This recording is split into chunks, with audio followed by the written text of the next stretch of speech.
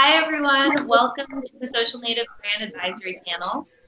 We'll start using this forum to have on-demand discussions around some of the biggest changes happening in the industry. So what happened, what does it mean for brands, and what are marketers like you guys all doing to stay ahead? Today's topic is Instagram hiding likes in the platform. So as we all know, this has been rolled out across a few countries, and it's been interesting to see the impact that it's had. And then just starting this week, it started getting rolled out in the US. So I have a couple people on my team, for instance, who can no longer see the like count. And we just wanted to kind of get you guys together and discuss, what does this mean? How is it going to impact usage of Instagram from the user perspective, from brands' perspectives, in terms of how we have to create and distribute content, and then ultimately kind of how it will shift how the industry evolves. So I'll kind of start off by letting everybody just give a little introduction of themselves, and then we can dig in. Olivia, do you want to start?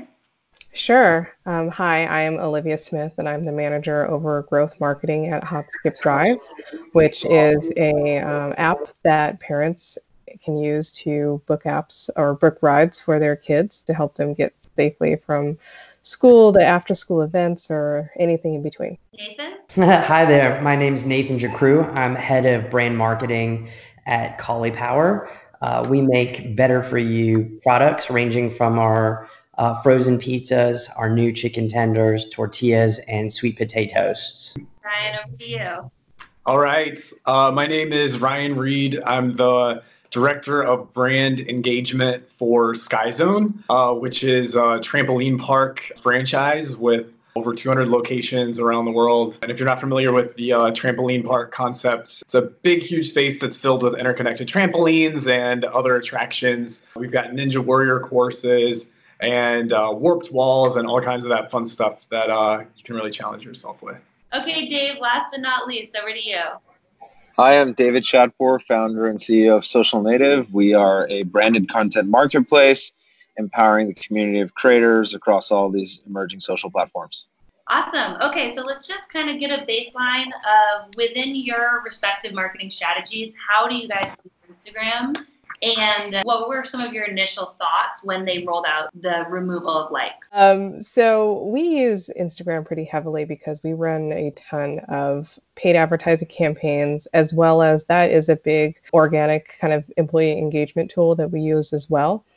So when this started rolling out, I actually have one of my private accounts was affected by it in the initial rollout, and I found it very interesting because the whole spin on it is it's supposed to really protect a person's kind of like self-esteem and not make them focus so much on likes. But in turn, the only people that can't see them are the followers, and the account holders can still see the actual like numbers. So it was kind of a question in my mind, like, how is this really making a person's self-esteem better when it's really mainly, maybe lowering jealousy or things like that between, influencers and that type of thing. But I think the main call out that I had for my team is the fact that it'll allow us to really focus on making good content. And that was something that I brought up to my intern that works with us really closely on kind of developing the content for our Instagram account and our employee engagement, is that, we just have to focus on making good content. We're still going to be able to provide the data and things that we are looking to keep track of. But when it comes to people actually engaging with our content, and when this starts to hit our company account, let's focus on making strong content and how we can make the best experience on our account.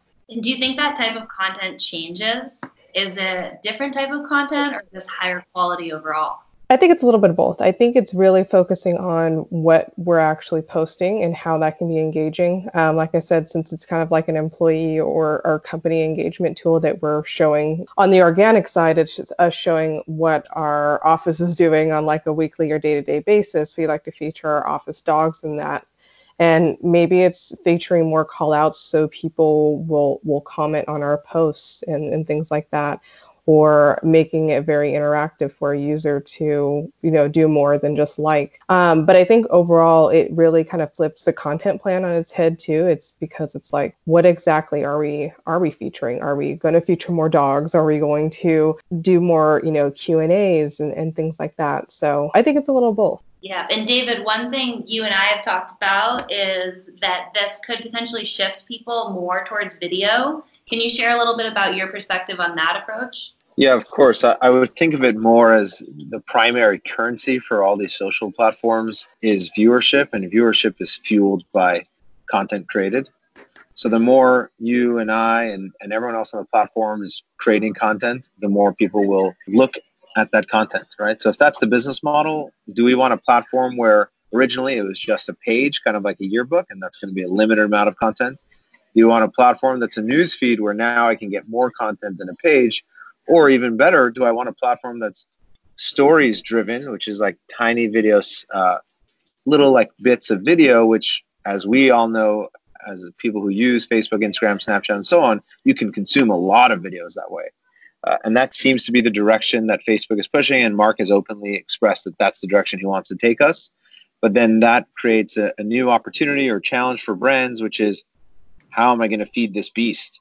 How am I going to create very large volumes of snack bite videos every single day, which is a task in and of itself. And it's a totally different way of marketing and talking to our customers.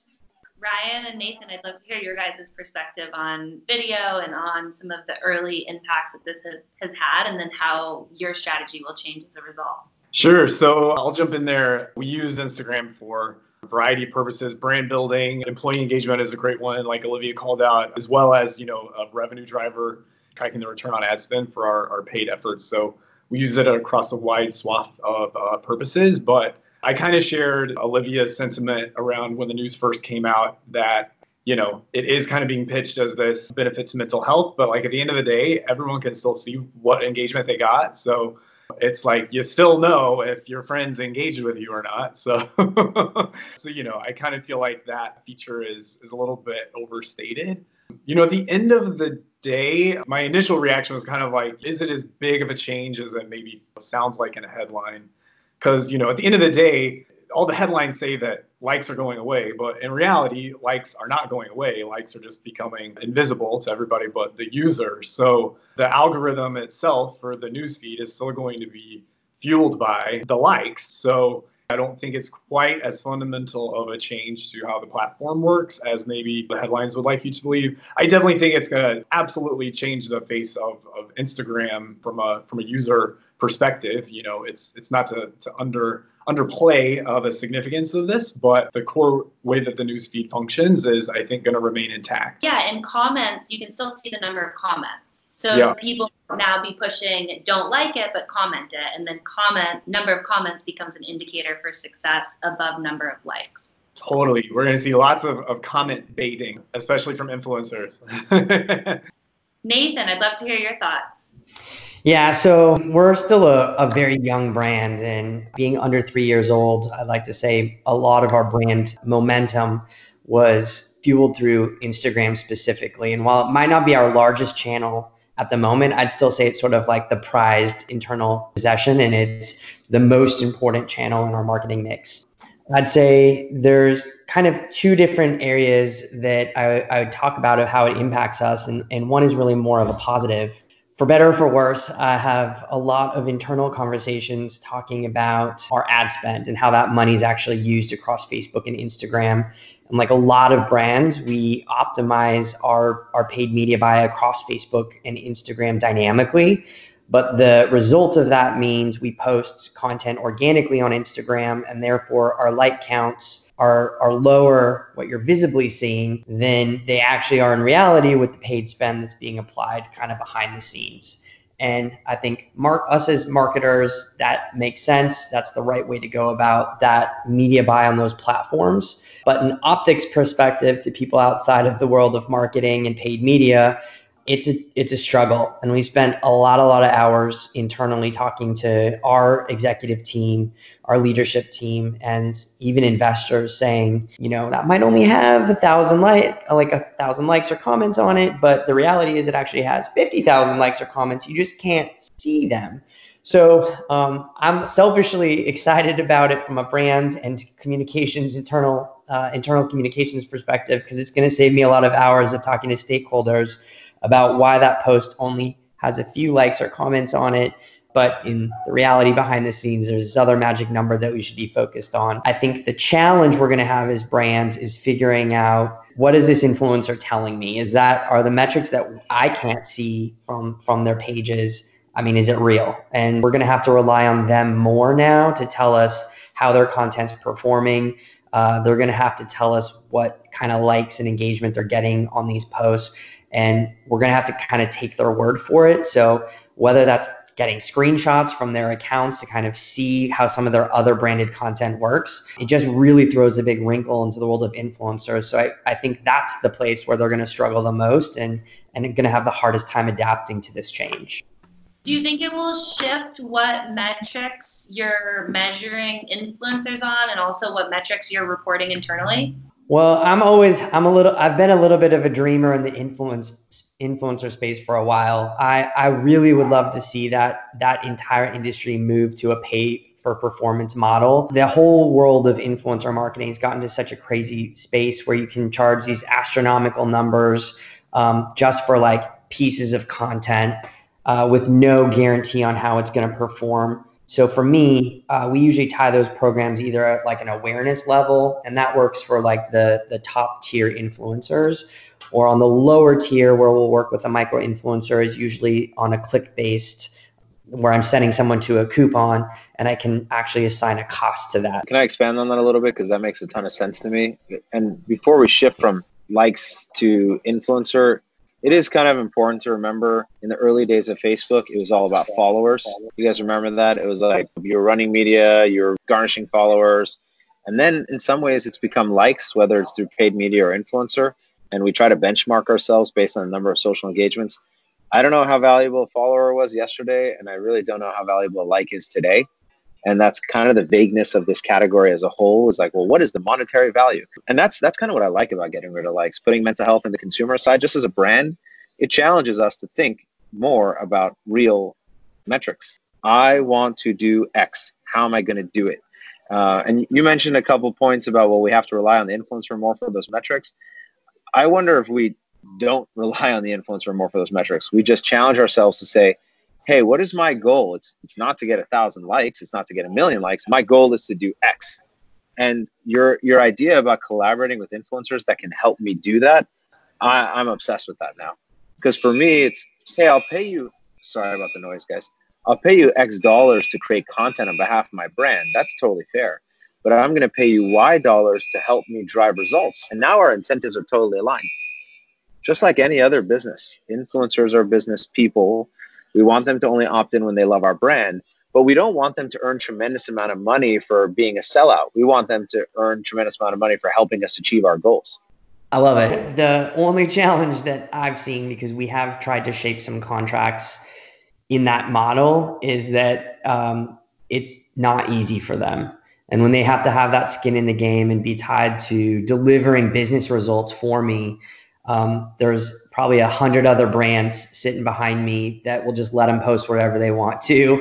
And so it has to be a partnership that makes a lot of sense, and someone that really wants a long-term partnership with your brand, especially when it's that higher tier influencer, because they just would rather take that boatload of cash and do a simple post that you don't have any input on and walk away and just do it for someone else tomorrow.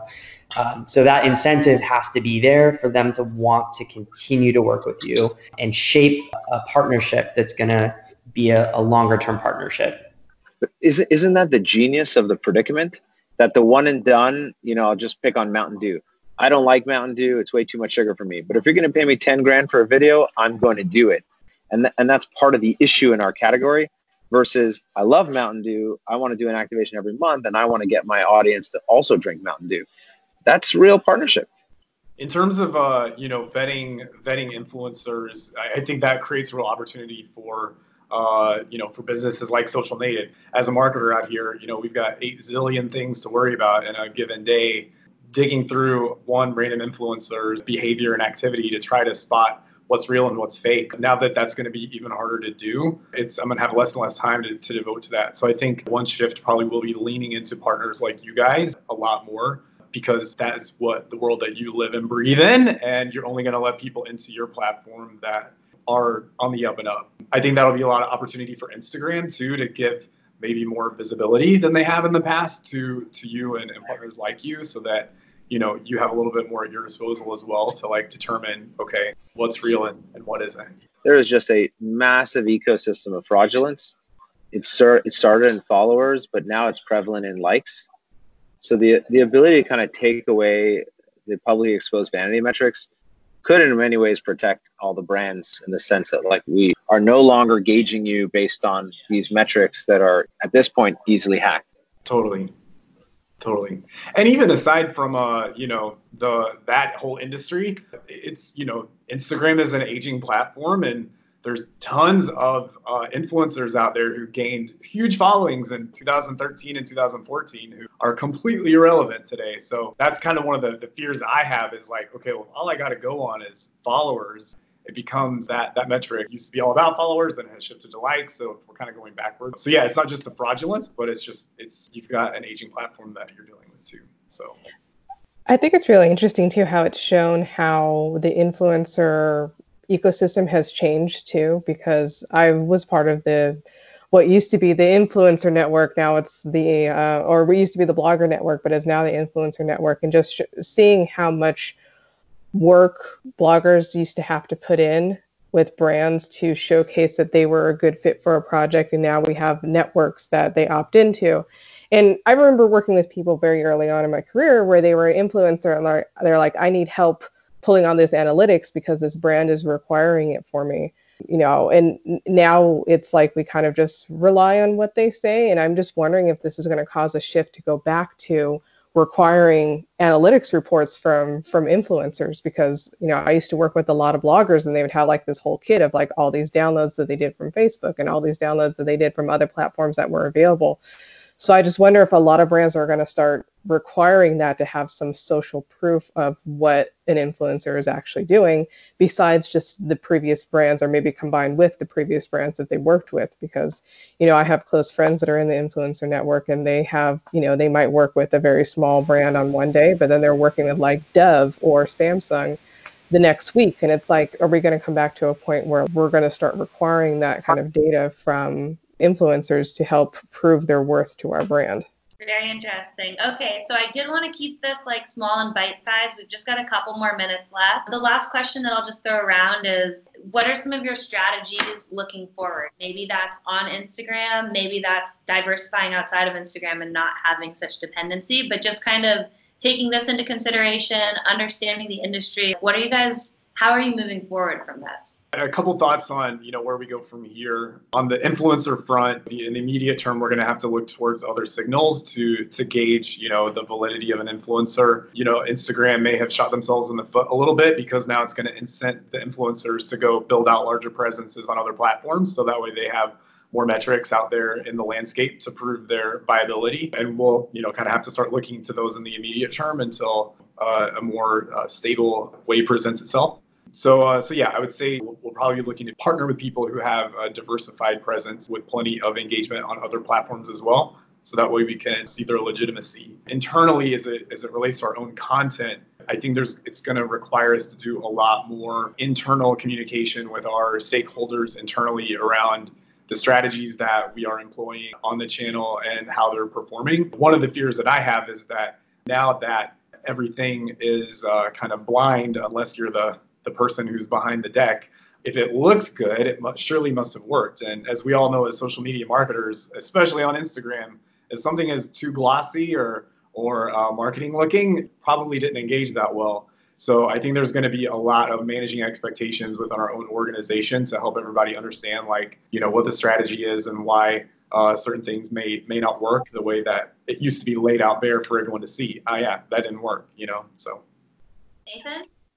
So the vast majority of content that we have out there is brand awareness content. That's almost entirely what the money we put behind our content on both Facebook and on Instagram. So our core KPI is never likes. And so I think we're in kind of a good place that as long as we're still getting the right number of eyeballs for our marketing programs, that we should feel good about that. We've positioned ourselves in a place where we look at likes and engagements or clicks as really being secondary KPIs for us. But we're also in a big brand building phase. We're young. We have still very low awareness and household penetration. So for better or for worse, most of what I do is get my brand in front of new customers and getting the word out there. So the change on Instagram from my branded content is a little bit of a less concern for me. As I already said, it solves a little bit of an internal headache for me with the constant hounding of, why does this post only have this number of likes? But it really has this number of likes. So that it wipes away one of my nightmares. So thanks for that, Instagram. I'm a happy guy. But it is going to take some time to map out how this impacts our influencer relationships and those programs moving into next year. I think one of the things that I feel comfortable with is that I have the right partners in place that are going to help navigate that with me and give us some good counsel as how they're seeing this change as well. Hopefully, we're going to kind of solve and quickly move to a place where we can get information on how this influencer content's performing or how to vet partners outside of just like counts. It's not really the best way to vet partners anyway. So I'm kind of excited.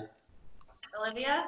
Yeah, kind of echoing on both what Ryan and Nathan highlighted. I mean, when it comes to working with influencers, definitely looking for people who have a very diverse social spread. So not really relying just on Instagram, but also just weighing in on the people that we are looking to work with or have worked with. I've actually taken some screenshots of similar content that some of our influencers have posted, and I've looked at it and said, okay, this is how it looks with the likes right now. And as soon as that hits one of our accounts, I want to see how that looks, and also see if we can set like a general benchmark as well of like what the semantics that they're using to address the number of likes that we previously saw on these posts. So we could just get a good idea of like consistency and things like that. And when it comes to using it in our internal kind of organic posts, you know, I don't think it's going to greatly impact that because a lot of it is the employee and company engagement. And I think as long as we are staying really consistent with our content and also just using many different ways to engage people, whether that's video,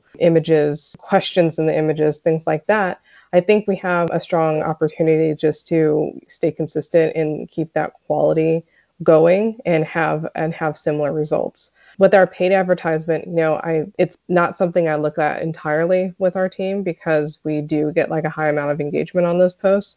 But it would be interesting to see if when that switches over, how big of an impact that is. Like, or do we see a dramatic drop in the likes that we're seeing, or do we see things staying consistent? So I think we just have to play it by ear and see how the data kind of lines out for us. But it'll be interesting to see when that rolls out. Awesome. And then Dave, over to you to close it out. Yeah, one thing that you just mentioned that made me think about is how much of likes are herd mentality related.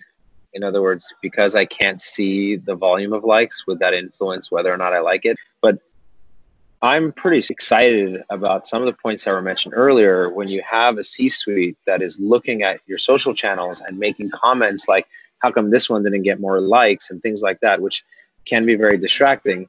Now we can focus more on things like not just viewership of the content itself, but also as we move more towards stories is built around the ability to eventually drive traffic back to your sites through swipe up. And the newsfeed wasn't exactly built that way on Instagram. So that can be another really, really interesting metric for us is, you know, I don't really care how many followers you have or how many likes. I care about how much traffic you might be sending to my channels. And that can start taking social and turning it more into the way we treat publishers across display. We are running editorial content or banners or wherever, and we're expecting some sort of traffic back to our site. Instagram in many ways has been a walled garden, and hopefully that's about to change with the removal of likes. We're about to get more into traffic metrics and views metrics, which has me as a partner very excited. And I do think it is a step towards getting influencers to think more about how can I help this brand. I love it. So hopefully this is a shift from some of the vanity metrics to more meaningful metrics to drive the bottom line. We'll see what happens. We're all part of this change. We'll see if we stop liking things or like them more or post more. So it's really interesting to be the advertiser, the integrated into the platform, but also the consumer working with it every single day. So thank you all so much for joining. It was really great to have you, and we'll see you soon on another panel to discuss another hot topic. Cool. Thank you, Baji. Thank you, Thank guys. you so much. Talk soon. Bye, everyone.